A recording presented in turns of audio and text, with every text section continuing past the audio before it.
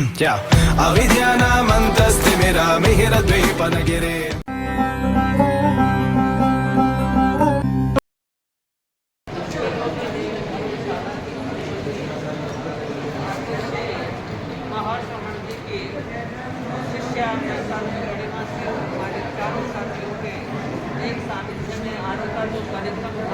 हमारे चातुर्मास में तप का विशेष लक्ष्य रहता है और जैन धर्म तपस्या प्रधान धर्म माना गया है।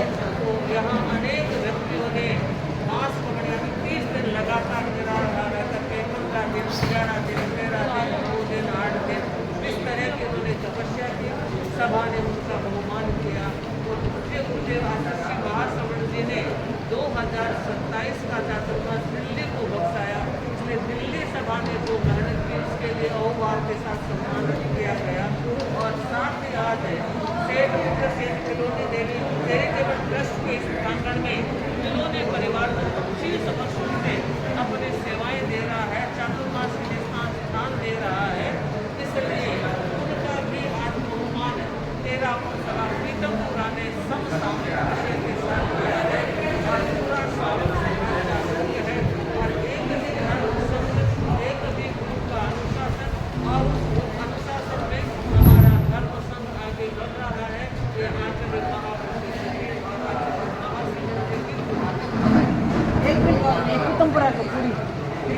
आस्था के निकेतन भगवान महावीर के चरणों के वंदन,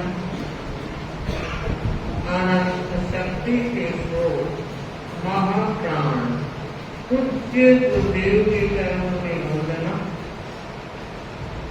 सम्मानित मंच पूजा जी, सत्येंद्र जी और सभी आराध्य रावण श्रावक समाज, तपस्वी परिवार, किलोमीटर धर्मशाला परिवार और आज के इस कार्यक्रम की जो उपस्थिति, दीपावली इतनी नजदीक होने के बावजूद श्रावक और श्राविकाओं ने जिस ढंग से तपस्वियों का, दिल्ली सभा का और किलोनी देवी परिवार का जो उत्साह बढ़ाया है वह अपने आप में महत्वपूर्ण है।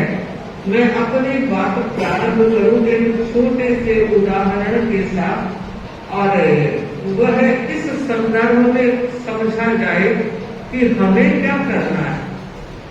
बात उस समय की है जब कुरुक्षेत्र में एक मेला रखा है। कुरुक्षेत्र में मेला और कहते हैं श्री कृष्ण अपने ब्रजवासियों के साथ, द्वारका वालों के साथ वहां पहुंचे और सभी पांचों पांडव इंद्रप्रस्थ के जितने लोग थे उपस्थित थे, उग्रसेन के राज्य के अनेक लोग उपस्थित थे।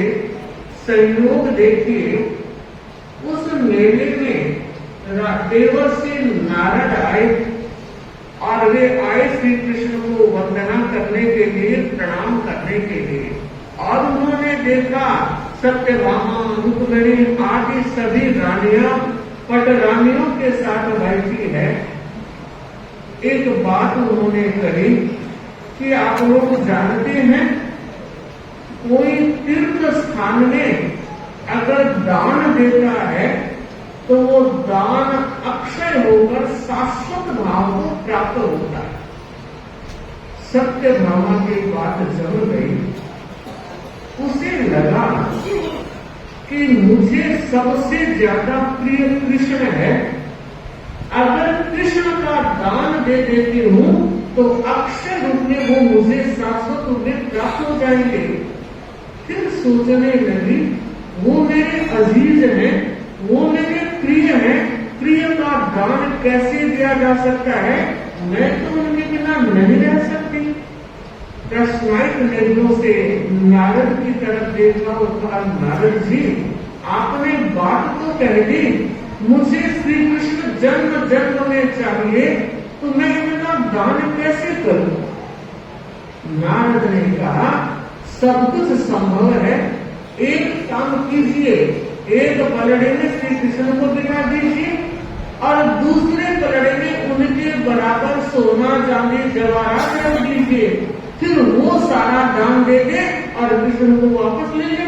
दान दे दिया आपने तो आपका काम हो गया।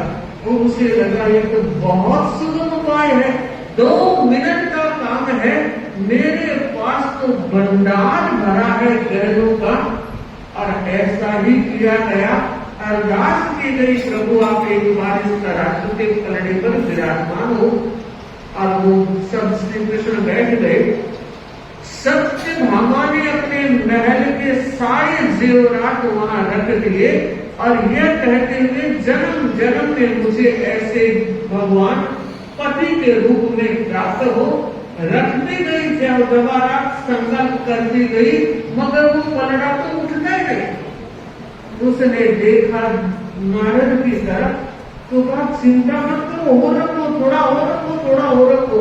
और यूं करते करते सत्यभामा ने का बस जो था सारा रख दिया। तब कहते हैं नारद ने युधिष्ठिर की तरफ देखा, आप क्या कर रहे हो? युधिष्ठिर खड़े होते हैं और संकल्प करते हैं, मैं इंद्रप्रस्थ का पूरा राज्य इन चरणों के समर्पित करता हूँ। संकल्प के साथ उस तराजू में रखते हैं। फिर भी पलड़ा मिला नहीं। उग्रसेन खड़े हुए और कहा मैं भी अपना सारा राज्य समर्पित करता हूँ, तब भी पलड़ा नहीं। और कहते हैं वासुदेव की दूसरी रानी रुक्मिणी, उसे लगा ये कन्हैया भक्ति के मोल बिक सकता है, बाकी जेवरात तो किसका। कहते हैं उस समय ब्रजवासी बहुत से लोग आए हुए थे, तो राधा के पास ये लोग गए और कहा राधे अब तुम पर ही हमारा विश्वास टिका हुआ है, कैसे भी हो कुछ करो। कहते हैं राधा ने कहा ठीक है मैं कुछ करती हूँ। वह आई और कहा कि सारे सामान को हटा लिया जाए। और नारद देख रहे हैं एक एक करके सारा आभूषण हटा लिए गए। और युधिष्ठिर को कहा आप अपना संकल्प भी उठा लीजिए। उग्रसेन को कहा गया आप अपना संकल्प उठा लीजिए। पलड़ा बिल्कुल खाली कर दिया गया। और अब देखिए राधा आई और उसने 3 बार बोला श्री कृष्ण मम शरणम, श्री कृष्ण मम शरणम, श्री कृष्ण मम शरणम। और एक तुलसी दल लेकर आई, तुलसी का पत्ता लेकर आई और उसने बड़ी भक्ति के साथ, यह पत्ता बहुत भार है इसमें भक्ति का और मैं रख रही हूँ। और पूरी परिषद ने देखा श्री कृष्ण का पलड़ा ऊपर उठ गया और तुलसी दल वाला पत्ता पलड़ा नीचे दबित कर चुका। बंधु और बहनों, नारद जी आए और प्रणाम करके उस दल को लेकर चले गए कि वास्तव में यही चीज। मैं आप सबको इस बहाने इस बात की प्रेरणा देना चाहूंगी कि हमारी भक्ति हमारी शक्ति को बढ़ाती है, हमारी भक्ति हमारी अनुरक्ति को बढ़ाती है। इसके प्रति हमारा केंद्र एक ही है, हम सब परिधि में है और हमारा केंद्र है हमारे वर्तमान आचार्य पूज्य गुरुदेव आचार्य श्री महाश्रवण जी, जो अकेले अनुशासता है। मगर कहना चाहूंगी वो 10 आचार्यों की पुण्याई साथ लेकर आगे बढ़ रहे हैं। अकेला आचार्य भी पुण्याई का अक्षय स्रोत होता है, अक्षय भंडार होता है। मगर वो आचार्य कितने पुण्यवान होंगे जिन्हें 10-10 आचार्यों की पुण्याई इस सिंहासन पर आसन पर बैठकर उन्हें प्राप्त हो रही है। और आज आप और हम सब साक्षात देख रहे हैं कि गुरुदेव महाश्रवण जी की पुण्याई किस तरह दीप्तिमान हो रही है, शोभायमान हो रही है।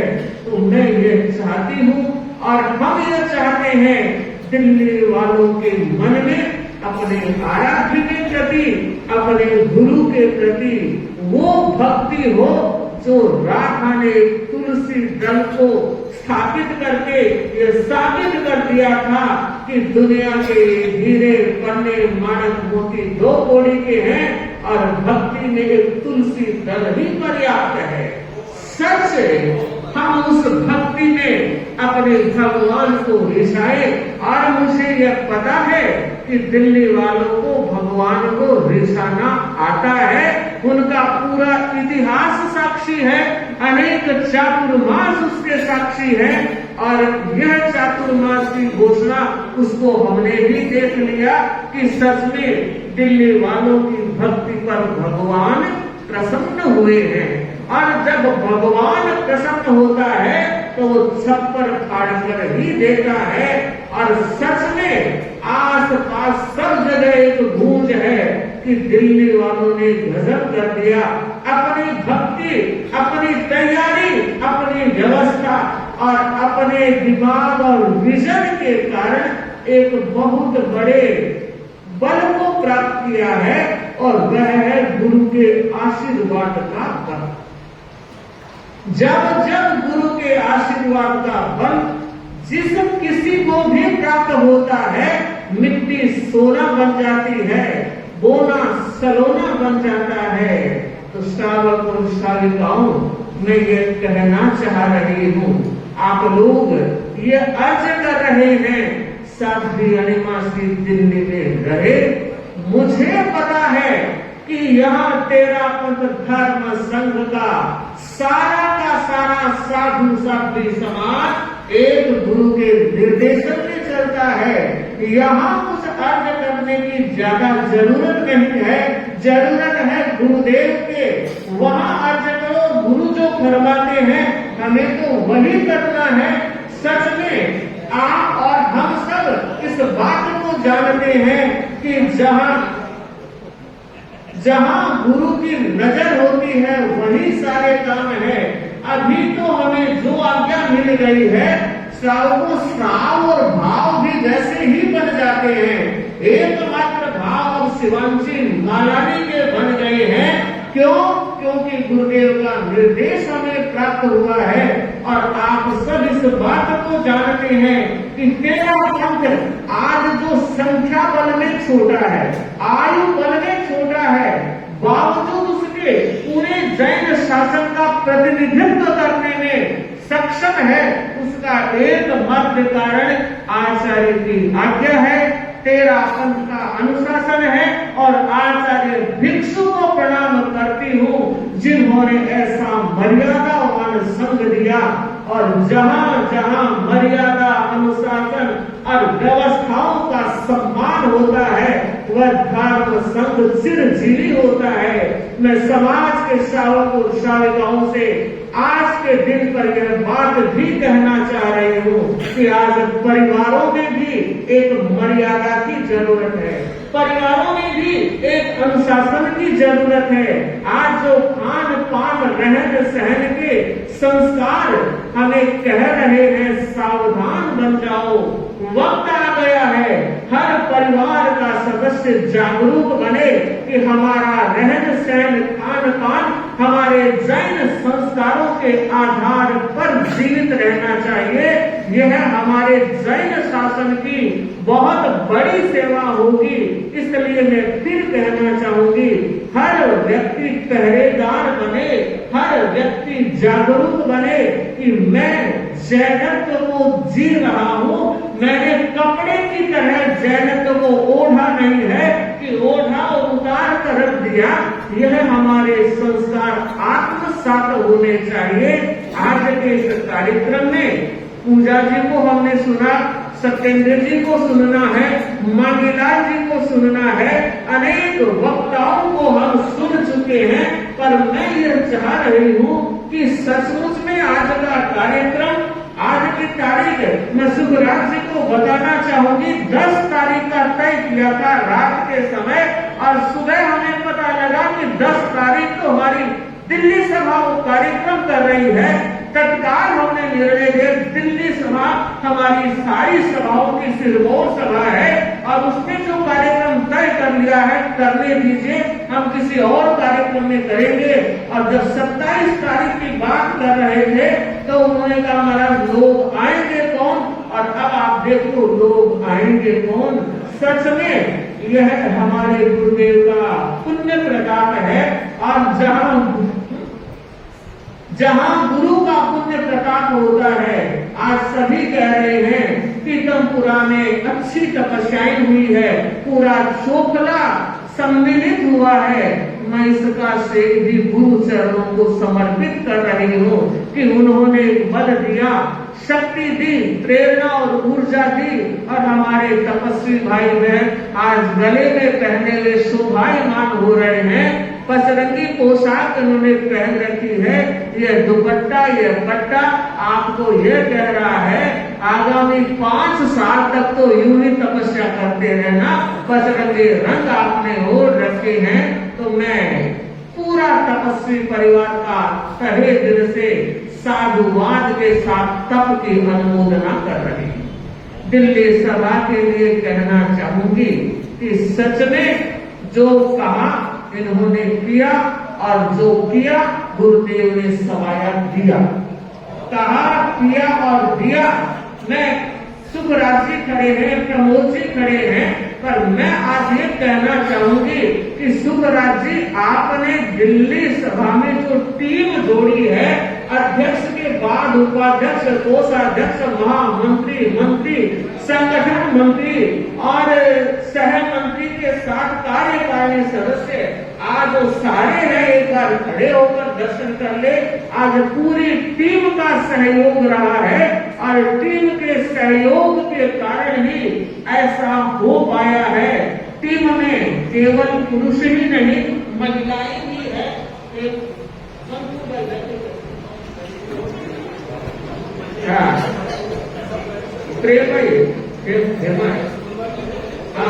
पुष्पा जी, सुमन जी, तो मैं ये कहना चाह रही हूँ कि जब दोनों हाथ एक साथ होते हैं, आज दिल्ली में जो महिला मंडल गति कर रहा है, एक समय एक ही महिला मंडल था, वो हमने देखा शाहजरा चातुर्मास में, और उसके बाद आज हम देख रहे हैं 5 महिला मंडल हो गए हैं। तो बहनों, शक्ति पंचगुणी हो गई है, और पंचगुणी शक्ति का उपयोग आपको करना है, और आपसे कह रही हूँ इनका भी आप पूरा उपयोग करना और लेना इनसे काम। और आप लोगों से ये कह रही हूँ कि जो सभाध्यक्ष या आपका जो प्रवास व्यवस्था समिति का अध्यक्ष जो भी हो, वो जो निर्णय करे उस निर्णय के आप साथ रहना, और एकजुट होकर जो दिल्ली का एक माहौल रहा है, विगत का इतिहास रहा है, जो एकजुटता रही है, वो एकजुटता बनी रहे, तो सारे काम सवाए होंगे, ऐसा हम सोच रहे हैं। सुखराज जी के साथ आज प्रेम भाई भी आई है, इधर बैठे हैं, और मैंने देखा सच में घर परिवार का कोई भी व्यक्ति सभा संस्थाओं में, चाहे वो सभा हो, चाहे महिला मंडल हो, चाहे युवक परिषद हो, चाहे अनुग्रह समिति हो, चाहे टीडीएफ हो, कोई भी संगठन अगर उस संगठन से कोई व्यक्ति जुड़ता है और वो कुछ काम करता है, तो उसमें परिवार का भी बहुत बड़ा योगदान रहता है। तो मैं मानती हूँ प्रेम भाई ने भी बहुत बड़ा योगदान दिया है इस सुखराज जी को यहाँ तक पहुँचाने का। एक से इनके भाइयों को है, उनके सेठिया परिवार को है कि सेठिया परिवार और इनके सुखराज भाई लोग, चाहे वो कुकराज जी है, कमल है, पूरा व्यापारी वर्ग है, उनका भी बड़ा सहयोग है, और परिवार का भी बहुत बड़ा सहयोग रहा है। कन्हैयालाल जी बता रहे हैं, ठीक बता रहे हैं, और प्रमोद जी के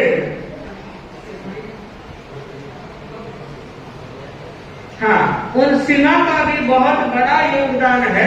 और मैं चाहती हूँ आप जितने लोग बैठे हो ना, आपकी जगह मिली है, आपकी जितने भी आप यहाँ काम करने की शक्ति ले रहे हैं, उसमें आपके घर परिवार का बड़ा योगदान है, और बहुत बड़ा योगदान है आपकी धर्म पत्नियों का।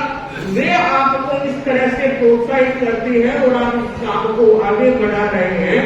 तो मैं दिल्ली सभा के सभी पदाधिकारियों से यही कहना चाहूंगी कि और अधिक ऊर्जा से काम करने का वक्त आ रहा है, उस वक्त के साथ चलने का प्रयास करना है। पांचों महिला मंडल अभी मधु उपस्थित है, मनफूल भाई है और और भी आए हैं। सभी अपने काम को आगे बढ़ाएं। तपस्वी परिवार सभा और खिलौने देवी धर्मशाला जिन्होंने इतना सुंदर स्थान उपलब्ध करवाया है, तो मुझे पता लगा कि ये गुरुदेव तुलसी का आचार्य महाप्रकृति का आशीर्वाद है। 1999 में वो पधारे और 3/9 के 1999 और जहाँ 9 की संख्या आती है, अखंड होता है, तो आपको भी अच्छा सौभाग्य मिला है। अब समाज एक बात चाह रहा है और आज दोनों पीढ़ियां मेरे सामने है। बांकीलाल जी, महेश जी, राकेश जी तीनों भाई हैं। और अगर भतीजों की बात करूं तो ऋषि है, आकाश है, विजय है, ललित है, रवि है, मोहित है, ये ज्ञानचंद जी है। इन सबको आज एक बात कहना चाहूंगी और आप दिल्ली वालों से भी कहना चाहूंगी। हाँ, बहनें जो धर्मशाला परिवार की बहनें भी वो बैठी नहीं रहे, आप सबके सहयोग की जरूरत है। सासू माँ उपस्थित है और बहुएं भी उपस्थित है और बच्चे भी बराबर जुड़े हुए हैं। तो आप सब लोग आगे चिंतन करें कि हम किस तरह से अपने माता पिता के नाम को अमर कर सकते हैं और किस तरह से हमने देखा कोटा में एक परिवार ने पूरे अपनी 4 मंजिली बिल्डिंग 13 समाज को दी। जब गुरुदेव आचार्य श्री महासमन जी पधारे थे, तो हम ये चाहते हैं समाज वाले भी ध्यान दें और आप लोग भी ध्यान दें और मिल बैठकर एक मीटिंग जरूर करें। कहाँ किस तरह का हम रास्ता बना सकते हैं और किस तरह से आपका सहयोग और आपका सहयोग दोनों सहयोग मिलेंगे, तो मुझे लगता है इस काम को करने में बड़ी आसानी होगी। और फिर आप 1 पीढ़ी, 2 पीढ़ी, 3 पीढ़ी नहीं, ये सदियों की बात रहेगी। अनेक पीढ़ियां ये देखेगी कि हमारे बुजुर्गों ने इतना बड़ा काम किया। वरना एक छोटी सी घड़ी और पंखा भी देते हैं तो नाम लिखवाते हैं और पता है पंखा जब चलता है तो नाम दिखता नहीं और ठंड के पंखे को कोई देखता नहीं। ऐसे माहौल में अगर आप इतना बड़ा काम करते हो तो मुझे लगता है सदियों के लिए, पीढ़ियों के लिए प्रेरणा बनेगी और दिल्ली समाज भी जागरूकता के साथ इस कदम में आगे बढ़ने का प्रयास करे। एक बार फिर सभी के सद्भाव के प्रति ओम अर्हम के साथ अब मैं चलूं 13 सभा प्रीतमपुरा जारी खावे बादरे पानी बचावे हाजरी। सच में जब लक्ष्मीपत जी भूतोड़िया अध्यक्ष बने थे तो कुछ स्वर मेरे कान में ऐसे भी आए थे कि महाराज काम तो करो आपकी बात, पर मैंने देखा कि सचमुच में गाय से भी ज्यादा सुधे बने। कोई भी काम कह दिया, 4 महीने का चौमासा मिला है और मात्र 18 दिन बाकी है चातुर्मास संपन्न होने के। और वीरेंद्र हमने देखा है जिस समर्पण भाव से कोई काम कह दिया, बाकी 27 तारीख वाला काम और इतना बड़ा काम था, इतनी तैयारियां करनी। सुधा प्रभा जी, मैत्री प्रभा जी, कर्णिका जी, समग्र जी बार कह रहे थे कि इतना काम कैसे होगा। तो मुझे लगता है होने में हर काम होता है, मन और समय होना चाहिए। तो आपने मन भी दिया, समय भी दिया। लक्ष्मीपत जी एक दूसरे और भी खड़े हैं, उम्र से आपको बड़े लग रहे होंगे लेकिन जवानों से कम नहीं है। 8 बजे से पहले आ गए थे और हमेशा रोज प्रवचन में कभी उपस्थिति ज्यादा होती है तब ये 10 बार खड़े होकर आप इधर, आप इधर, आप इधर अच्छी व्यवस्थाओं में भाग ले रहे हैं। और मैं एक बार पूरी प्रीतमपुरा सभा के जितने भी पदाधिकारी हैं सामने दर्शन करेंगे।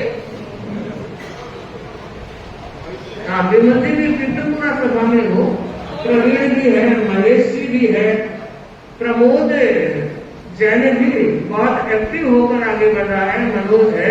हाँ, पूर्व अध्यक्ष प्रवीण जी भी धीरे धीरे आ रहे हैं, पर मुझे सुरेंद्र भी होगा ना।